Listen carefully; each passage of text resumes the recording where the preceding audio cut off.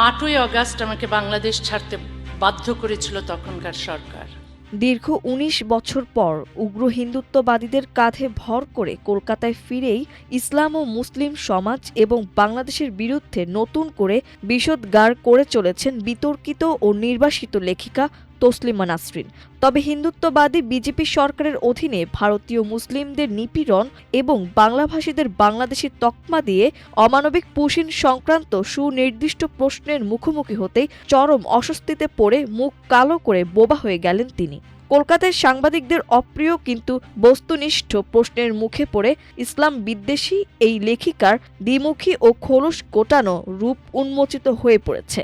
এই ঘটনায় সামাজিক যোগাযোগ মাধ্যমে বইছে তীব্র সমালোচনা ও উপহাসের ঝড়। দীর্ঘ প্রায় 2 দশক পর কলকাতার পশ্চিমবঙ্গ বাংলা একাডেমিতে আয়োজিত এক প্রেস কনফারেন্সে উপস্থিত হন ১৯ বছর আগে সেখান থেকে বিতাড়িত হওয়া তসলিমা নাসরিন। সেখানে ভারতের রাজনৈতিক নেতা ও বিশিষ্টজনদের সৌজন্য সাক্ষাৎ এবং প্রথাগত বক্তব্যের বাইরে গিয়ে ডিজিটাল মিডিয়ার এক সাংবাদিক তাকে সিলেবাসের বাইরে গিয়ে 2টি অত্যন্ত কঠিন প্রশ্ন ছুড়ে দেন। তার প্রথম প্রশ্ন ছিল ভারতের বর্তমান সংখ্যালঘু ও মুসলিমদের পরিস্থিতি নিয়ে তার পর্যবেক্ষণ কী। দ্বিতীয় প্রশ্ন, সাম্প্রতিক সময়ে কেবল বাংলা ভাষায় কথা বলার অপরাধে মানুষদের বাংলাদেশি ট্যাগ দিয়ে সীমান্ত পার করে দেওয়ার ঘটনা নিয়ে তার প্রতিক্রিয়া কী।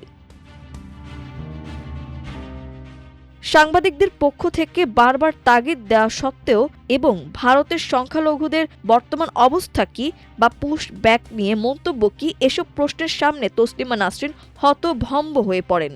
মাইক হাতে নিয়ে মুখ কয়লার মতো কালো করে বিষয়টিকে চতুরতার সাথে এড়িয়ে যান এবং কোনো উত্তর না দিয়ে প্রেস কনফারেন্সের ইতি টানেন। তসলিমার বোবা বনে যাওয়ার দৃশ্য সামাজিক যোগাযোগ মাধ্যমে ছড়িয়ে পড়তেই নেটিজেনরা ক্ষোভে ও ব্যঙ্গে ফেটে পড়েন। অনেকেই মন্তব্য করেছেন যে লেখিকা ৩৫ বছর ধরে কেবল ইসলামী অনুশাসন ও মুসলমানদের নিয়ে অবমাননাকর মন্তব্য করে ইসলাম বিদ্বেষীদের মাঝে খ্যাতি অর্জন করেছেন, তিনি ভারতে বসে হিন্দুত্ববাদী শাসনের বিরুদ্ধে মুখ খোলার সাহস পাবেন কোথা থেকে। নেটিজেনরা আরও কটাক্ষ করে বলছেন, বাংলা ভাষায় লিখলেই বা বাঙালিয়ানার বুলি আওড়ালেই কি আর পুশিনের মতো বাংলাভাষীদের ওপর অনাচারের বিচার চাওয়া যায়? ধর্ম পরিচয় যদি মুসলমান হয় তবে তসলিমার মানবাধিকারের থিওরি যে স্বয়ংক্রিয়ভাবে অচল হয়ে পড়ে। অন্যদিকে পুশব্যাক প্রশ্নে চুপ থাকলেও সম্প্রতি এক প্রকাশ্য ভিডিও বক্তব্যে তসলিমা নাসরিন নিজের ইসলাম বিদ্বেষী ও একপেশে অবস্থানের পক্ষে আজব সাফাই দিয়েছেন।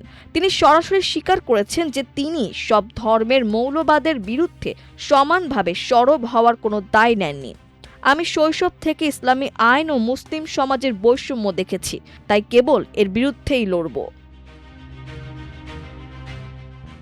ইসলামের পবিত্র বিধানকে অত্যন্ত আক্রমণাত্মক ভাষায় ৭ম শতাব্দীর নিয়ম বলে তুচ্ছ তাচ্ছিল্য করার পাশাপাশি তিনি সেসব বামপন্থী ও প্রগতিশীলদের তীব্র গালিগালাজ করেছেন যারা ইসলাম ফোবিয়া বা মুসলিম বিদ্বেষের বিরোধিতা করেন।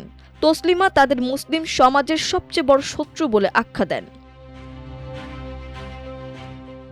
নেটিজেনরা বলছেন, ইসলাম, মুসলিম সমাজ ও কোরআনিক বিধানের বিরুদ্ধে কথা বলার সময় তসলিমা নাসরিন ও তার সমর্থকদের মুখে বাকস্বাধীনতা ও মানবাধিকারের যে বিশাল ক্ষয় ফোটে, ভারতের ভূখণ্ডে অবস্থানরত নির্যাতিত সংখ্যালঘু ও বাংলাভাষী নিপীড়নের প্রশ্নে সেই মুখ যে সম্পূর্ণ বোবা হয়ে যায়, কলকাতার এই প্রেস কনফারেন্স তারই জ্বলন্ত প্রমাণ বহন করে।